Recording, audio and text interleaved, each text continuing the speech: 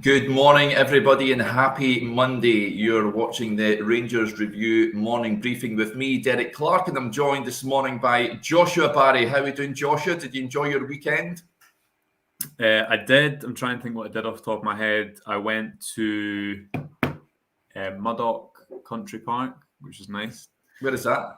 It's just about 20 minutes outside of Glasgow. Nice wee walk. And then what else did I do? Just kind of plodded about. I mean, it's the first day of like real heat up here. So I think it's going to be 30 degrees in Glasgow today. So looking forward to that. But the hay fever's kicked off, Derek. So bad weekend for that. I know, terrible. Yeah. But having been abroad with me a few times, you know how much I love the sun. So I'm going to be trying to take a good few breaks today. Yeah, there's loving the sun, and then there's a red warning for a heat wave, which we have in place down here, and it's already melting. My dog's passed out in the living room just now. It's going to be a long day. So if you're out and about today, folks, just make sure you've got the sun cream on and you're seeking shade at all times. It's going to be a hot one. Before we talk all things Rangers, just about housekeeping as ever, you can see the little ticker below. We've got that great offer on the website just now. It's just £2 for 2 months worth of content. Just head over to rangersreview.co.uk/subscribe for all the details. We're practically giving it away, folks. Loads of content on the website just now. You really will enjoy what you're seeing on there. Just £2.99 per month thereafter. So even at that, it's still a cracking value. So get yourself signed up. And as you can see, the One Football app is our Rangers Review morning briefing sponsor. It is your one-stop shop for all your footballing needs.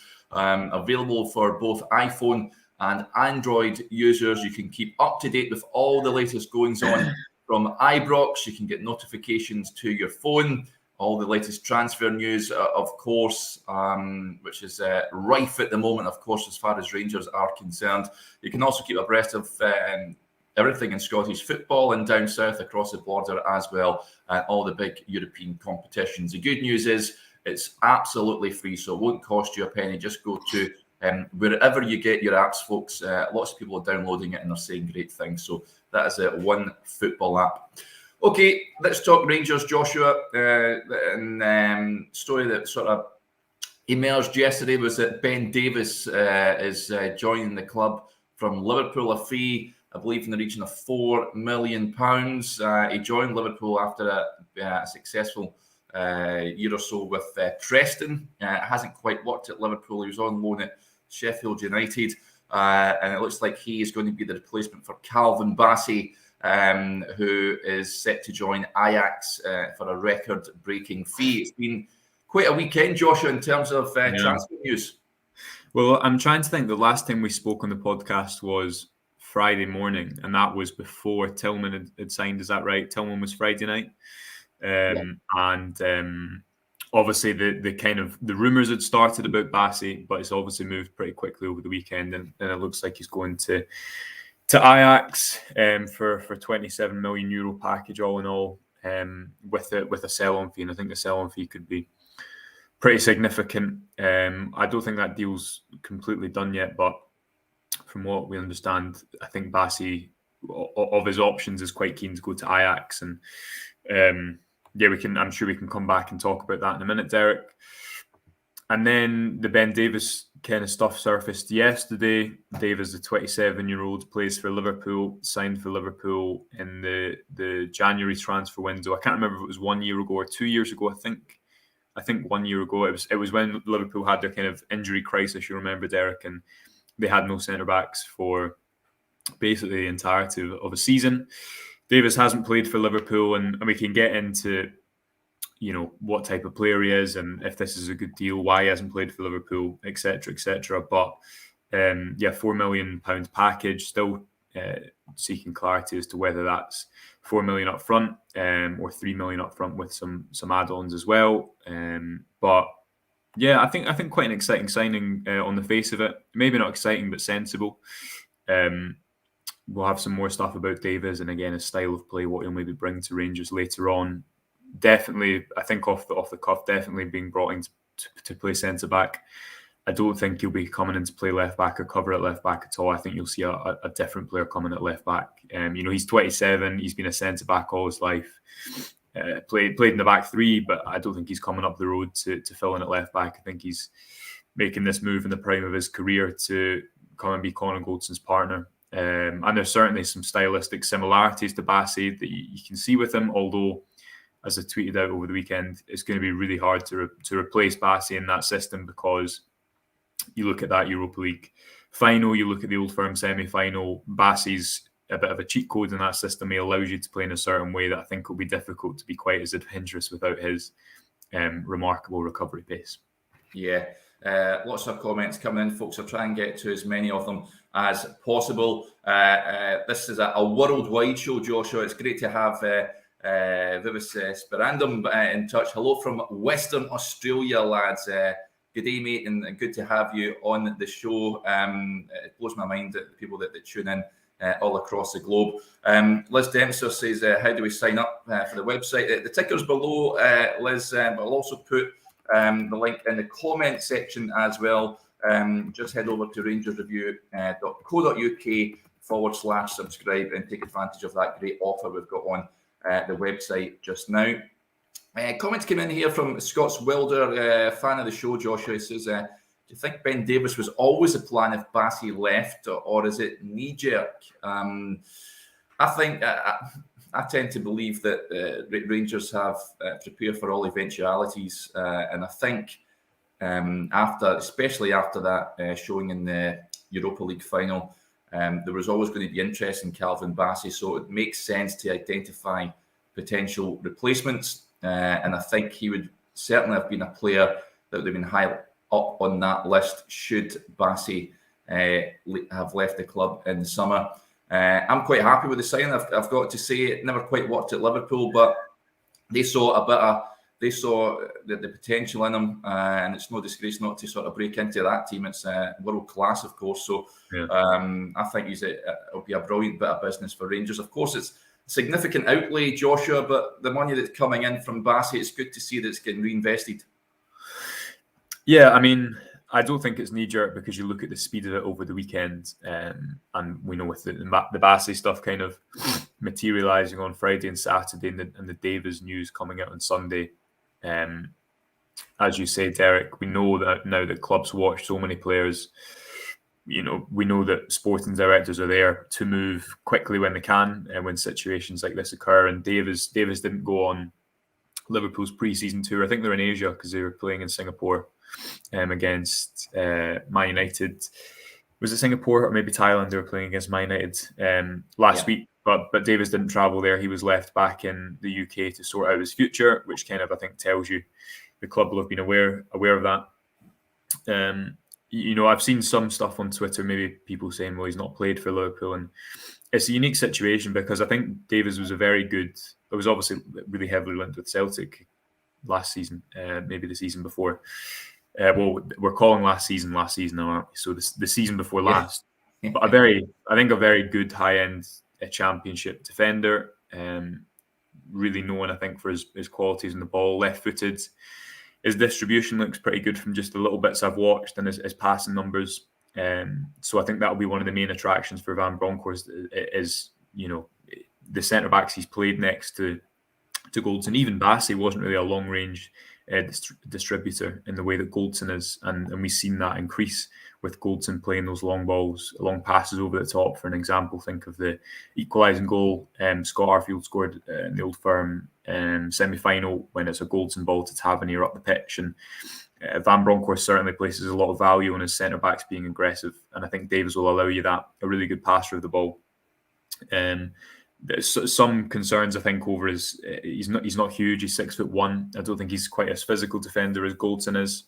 I think he's relatively comfortable defending high up the pitch. But again, if you're comparing that with Bassey, it's going to be hard, I think, to get a player in that boasts his attributes.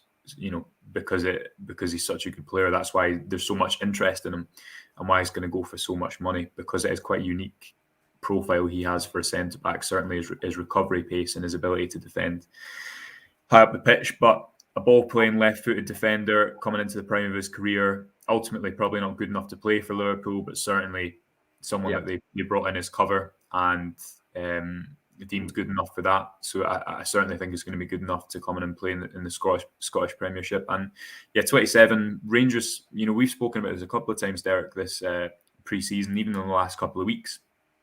Even before Bassey was going, if Bassey's playing at left back, you look at that centre back pool, and I thought James Sands did a good job there on Saturday against Blackpool. But Suter, Katic, Hollander, a lot of injury issues.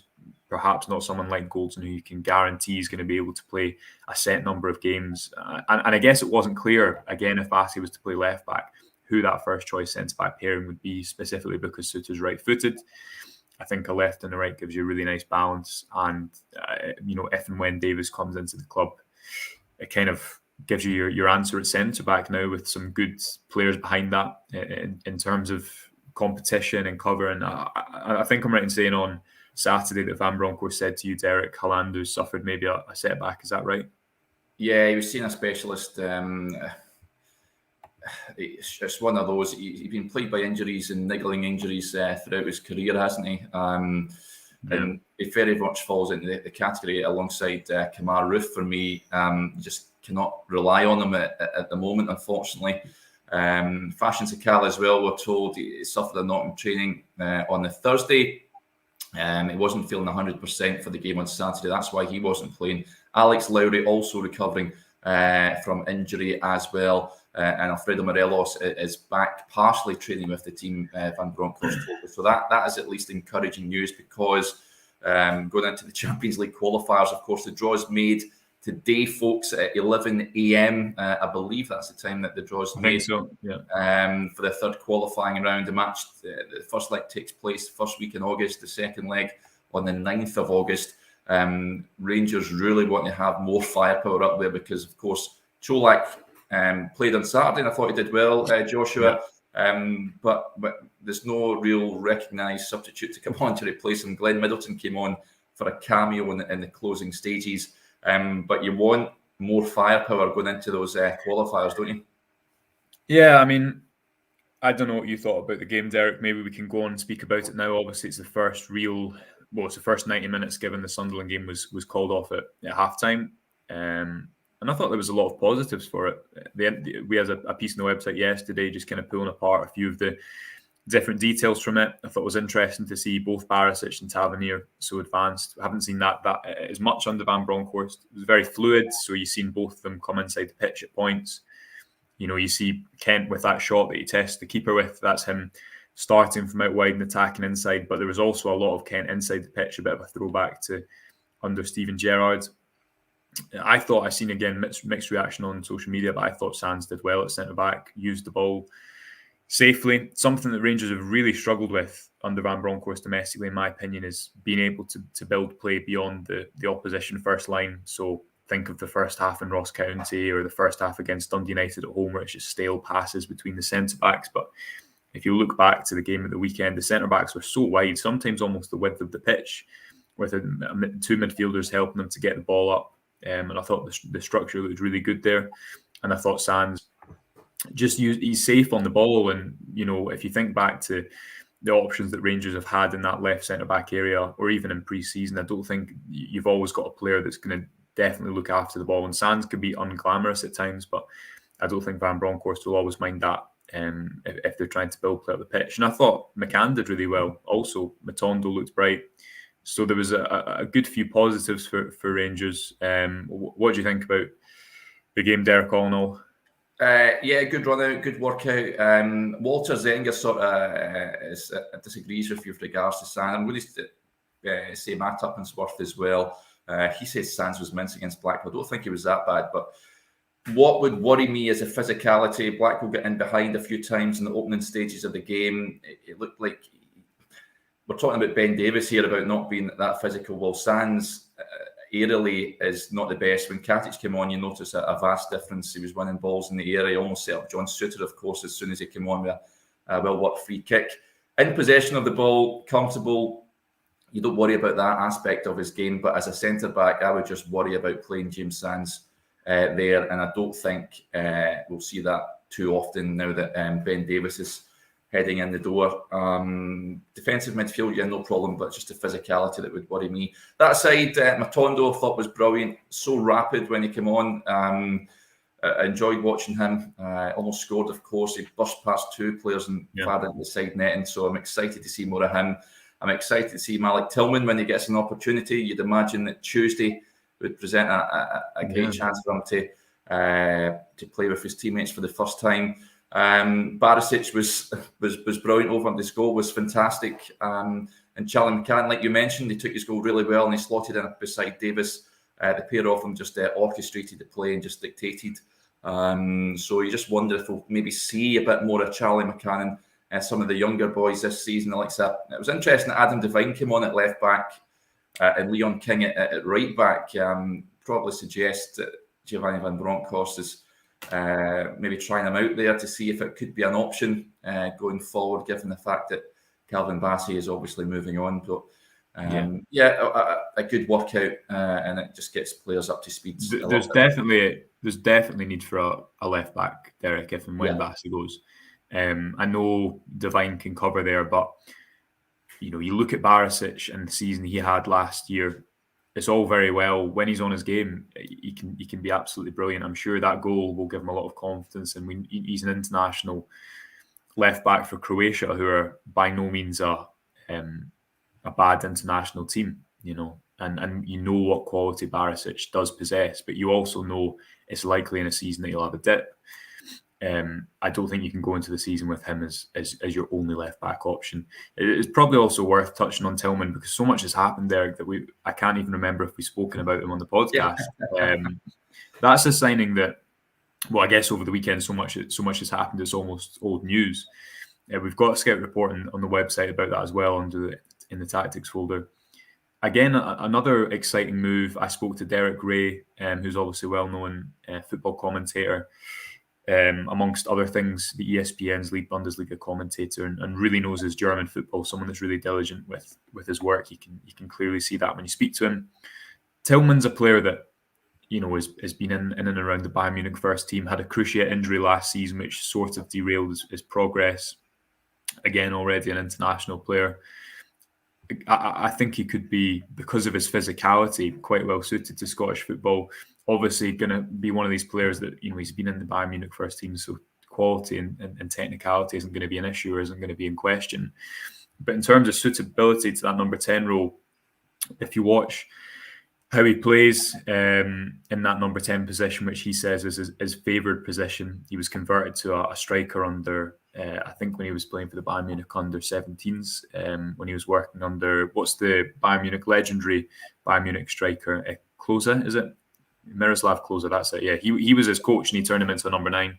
He's also played deeper in the pitch, so number 10 is quite a natural position, it seems, for Tillman, and having an exclusive option to buy could be a very valuable move for Rangers if he does indeed work out. So, I know people sometimes don't like young prospects coming to Rangers, or coming to the Scottish Premiership.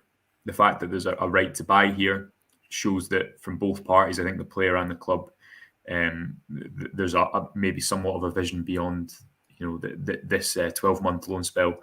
And as I say, that physicality, that goal threat could make him quite an exciting signing. So, having not had much to talk about in the way of transfers all season or all summer, Derek, it's now we've got too much to fill a show.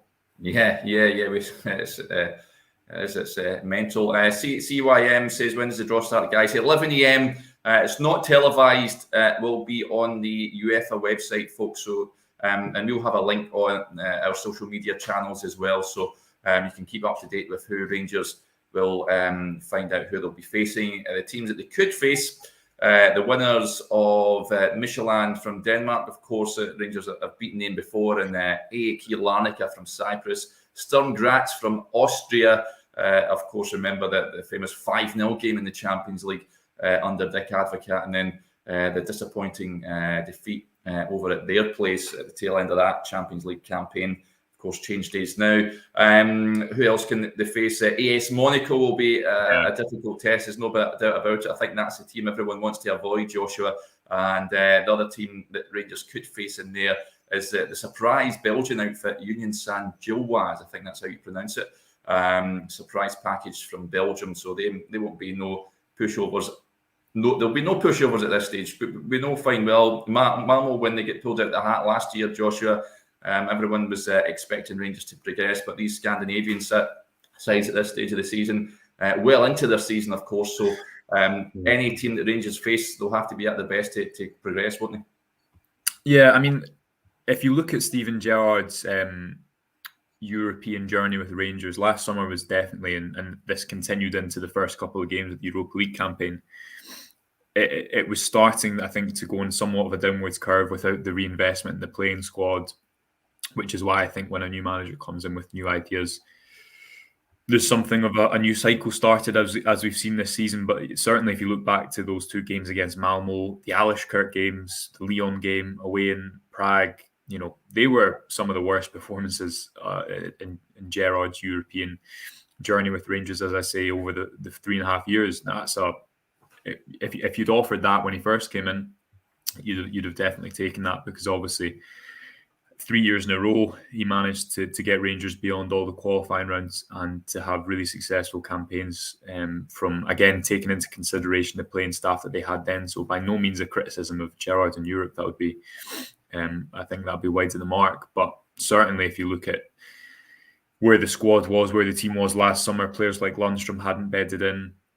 Sakala wasn't ready. Morelos was just getting back to fitness. I think that the home game against Malmo was his first start. The Rangers weren't, I don't think, at their best by any stretch of the imagination. And I guess with whoever they face, you'd hope that Van Bronckhorst, given his European navigation skills so far, to be able to get Rangers to a final, will be able to take them into the Champions League. And what Rangers didn't do last summer was, again, they didn't end up refreshing the squad much at all. And I know Lundstrom hadn't bedded in at all by that point. Sakala hadn't, as I said. But this season, you look at, I think it's 5 signings now Rangers have got in the door.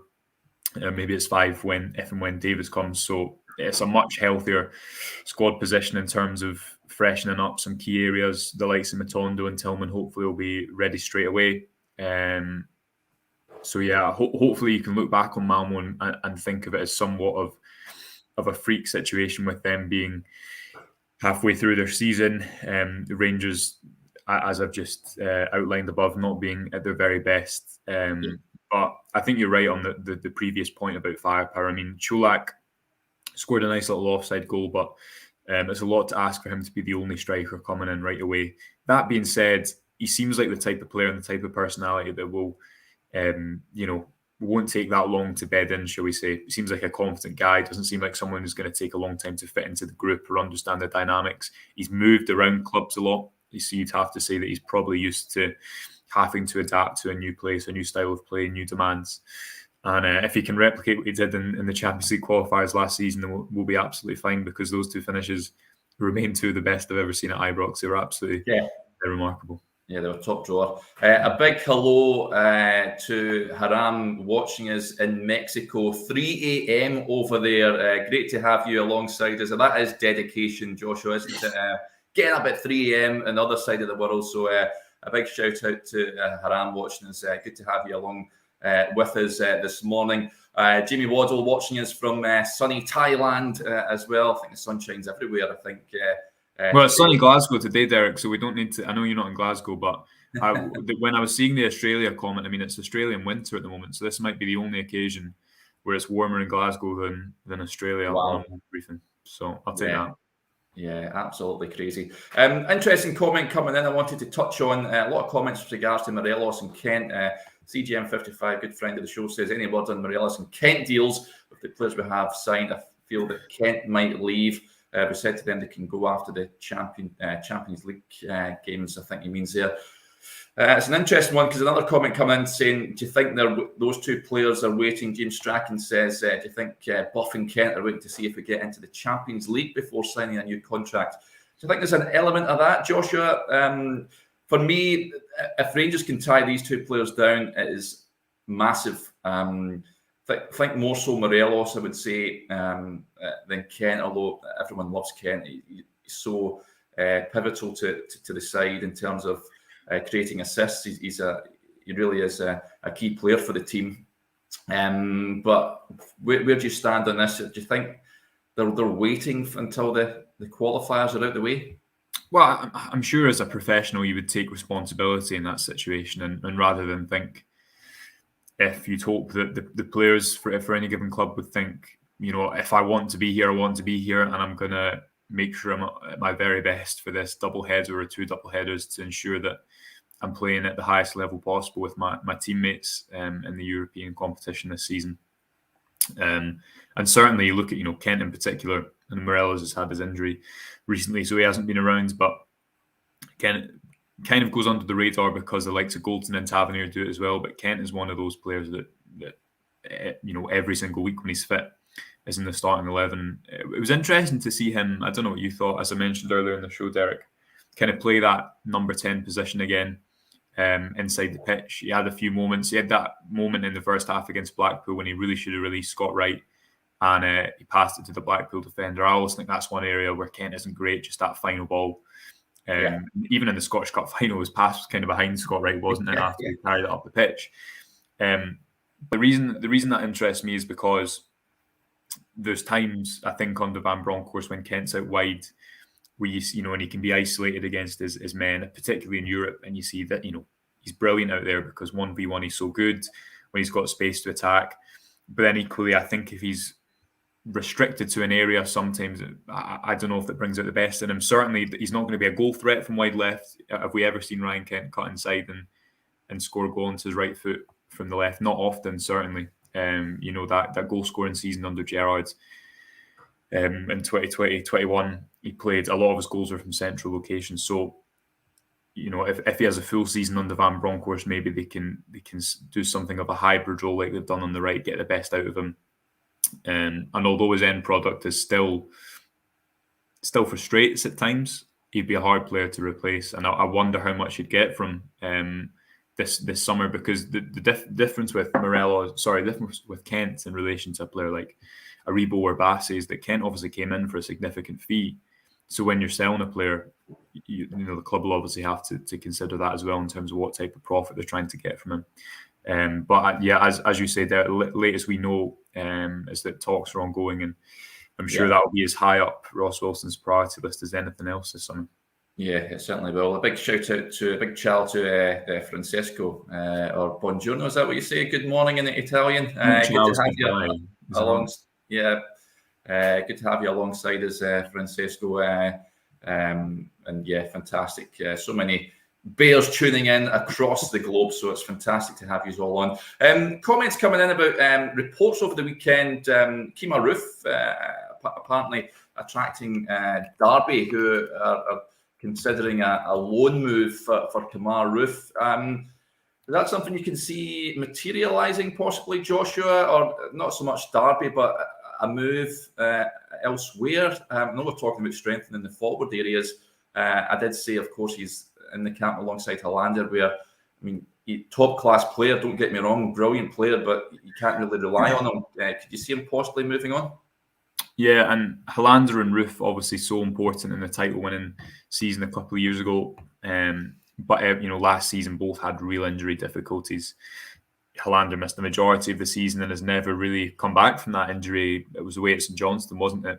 Yeah. Whereas Roofe started the season playing quite a lot, and it seemed to be when the new manager came in that the injury problems started to resurface. So, given his injury history, injury record, and given the change of style that the new manager likes, his physical focal point striker, we've seen that with Cholak coming in.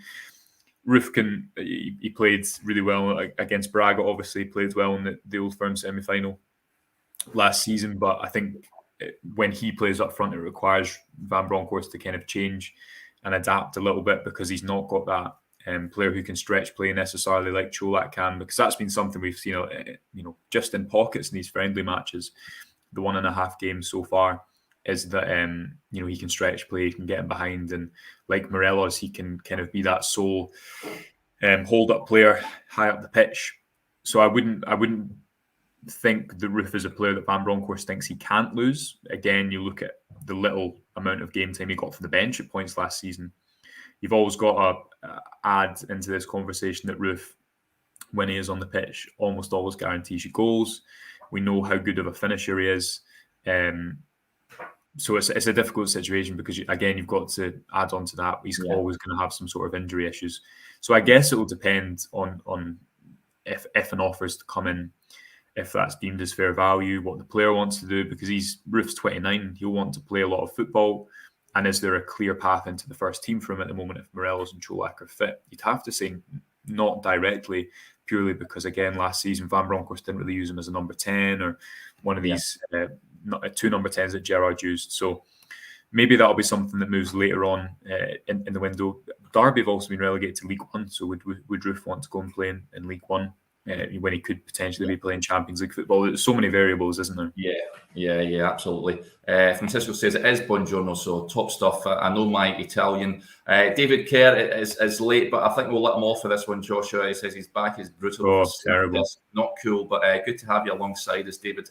I think that'll do us there. It's an action-packed show today. Just before we go, just a special mention, folks, and Robert puts it very nicely indeed. He says, hi guys, I'd just like to say all our thoughts and prayers are with the goalie's family at this sad time, and rest easy, Andy Gorham. Thanks for the memories. You were simply the best.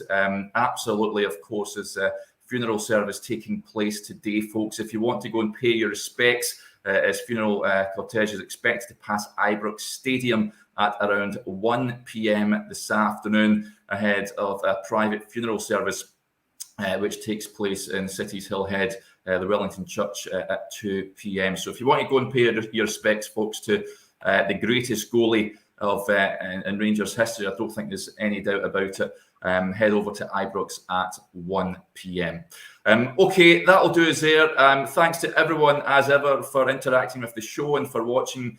We'll be back again tomorrow to react to that Champions League draw. I'm away speaking to someone who's watched Ben Davies a fair bit as well, so you'll get that video coming your way at some point this afternoon. Plenty on the website to keep you occupied, folks. So go and check it out, rangersreview.co.uk. And if you haven't subscribed yet, it's /subscribe. Okay, we'll be back again tomorrow. But until then, enjoy the rest of your Monday and keep safe out